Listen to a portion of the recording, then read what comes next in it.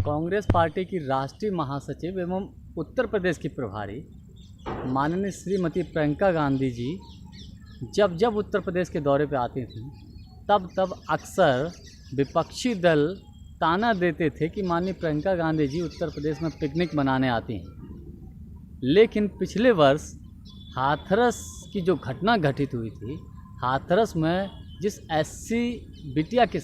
समाज की बिटिया के साथ जो दरिंदगी हुई, उस घटना को लेकर जिस सक्रियता के साथ माननीय प्रियंका गांधी जी ने इस मुद्दे को उठाया और उस बिटिया को न्याय दिलाने के लिए जो काम किया वो बहुत ही काबिल तारीफ़ था। उनकी सक्रियता की ही वजह से, प्रियंका गांधी जी की सक्रियता की ही वजह से आज लखीमपुर खीरी में पिछले हफ्ते जो घटना घटित हुई है,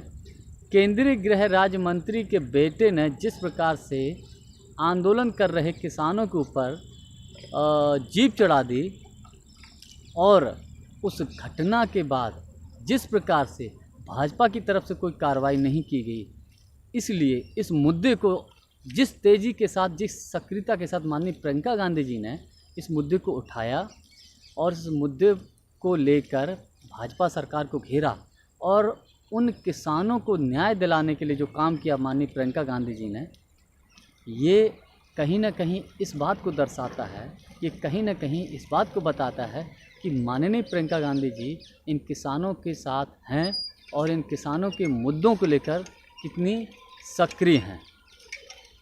ये विपक्षी दलों को कहीं ना कहीं ये बात रास नहीं आती है, विशेषकर भारतीय जनता पार्टी या जितने भी विपक्षी दल हैं वो इस बात को लेकर बड़े चिंतित हैं,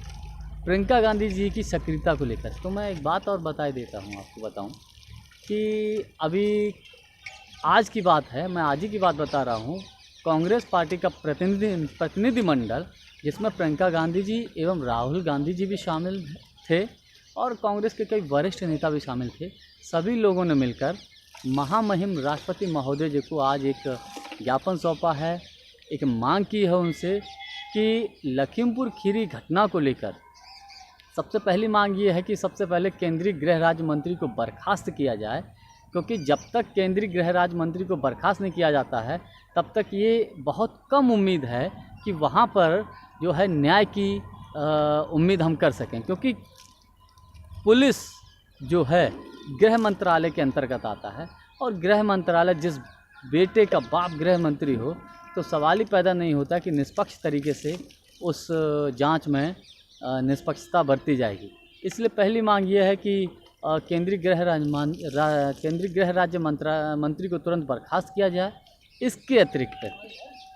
किसी भी जो जांच है वो जांच किसी सिटिंग जज से कराई जाए, ना कि किसी रिटायर्ड जज से। सिटिंग जज कराने से, हालांकि ऐसा नहीं है कि रिटायर्ड जज से कोई दिक्कत हो, लेकिन सिटिंग जज से मांग है कांग्रेस पार्टी की कि सिटिंग जज से कराने से कुछ ईमानदारी और पारदर्शिता संभव है,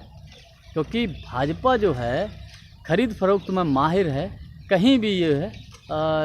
स्थिति अपना सकती है, कहीं भी किसी भी जांच को प्रभावित करने का पूरा प्रयास कर सकती है। इसलिए प्रियंका जी की मांग है, कांग्रेस पार्टी की मांग है कि सिटिंग जज से ही इसकी जांच कराई जाए।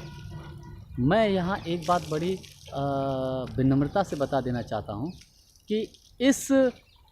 प्रकरण के बाद जिस प्रकार से, और इस प्रकरण के बाद अभी बनारस में जो रैली की है कांग्रेस पार्टी ने,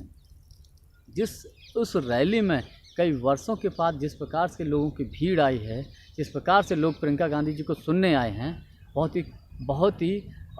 अचंभित करने वाला दृश्य था। दिखाई देता है कि मेहनत कहीं ना कहीं रंग ला रही है, क्योंकि कई मीडिया चैनल्स भी इस बात को स्वीकार कर चुके हैं कि इतने कई वर्षों के बाद इतनी भीड़ कांग्रेस पार्टी की रैली में पहुंची है। लगभग अनुमान रैली स्थल से 5 किलोमीटर दूर से ही गाड़ियों का जाम लगना शुरू हो गया था, गाड़ियों की पार्किंग शुरू हो गई थी। तो ये सब सारी बातें मैं इसलिए बता रहा हूँ कि ये सब सारी चीज़ें इस बात को दर्शाती हैं कि कहीं ना कहीं वो लोग जो लोग ये कहते थे कि प्रियंका गांधी जी उत्तर प्रदेश में पिकनिक मनाने आती हैं, उनके मुंह पर तमाचा है और बड़ी घबराहट पैदा है उनको कि प्रियंका गांधी जी की सक्रियता से हो ना हो कहीं ना कांग्रेस वापसी कर दे, ऐसा होने जा रहा है। 2022 के चुनाव में कांग्रेस सरकार बनाने जा रही है। कांग्रेस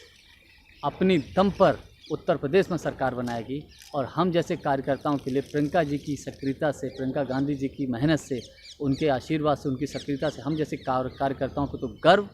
और बड़ी फ़ख्र की बात है कि हमारी नेता हों तो ऐसी हों, और हमारी नेता हम सब कार्यकर्ताओं की बात सुनती हैं। साथियों, अगले वीडियो में मैं पार्टी के कुछ और नीतियों की और कुछ और मुद्दों की बात करूंगा।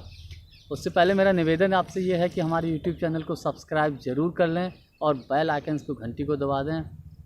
ताकि अधिक से अधिक वीडियो आप तक पहुंच सके। धन्यवाद, नमस्कार।